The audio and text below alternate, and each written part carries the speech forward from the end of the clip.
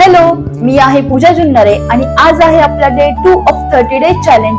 Let's explore, express and evolve together. आज शनी अमावस्या म्हणून मंदिरात पाया पडायला गेले होते. क्युरिओसिटी म्हणून तेथे असलेल्या काकांना आजच्या दिवसाचे महत्व विचारले. त्यांनी सांगितल्याप्रमाणे अमावस्या जर शनिवारी आली तर तिला शनी अमावस्या म्हणतात आणि हा दिवस महत्वाचा मानला जातो. शनिदेव न्यायतेचे देव आहेत, त्यामुळे ते आपल्याला कर्मानुसारच फळ देतात.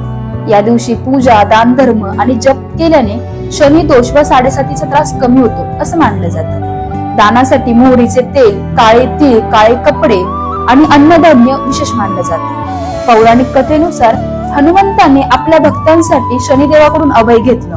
त्यामुळे जे नित्यनेमाने हनुमंताची उपासना करतात त्यांना 7.5चा त्रास थोडा कमी होतो. शनी अमावस्या आपल्याला आठवण करून देते की चांगलं कर्म करा आणि देवावर श्रद्धा ठेवा. आता तुमच्या मते काय जास्त महत्वाचं आहे?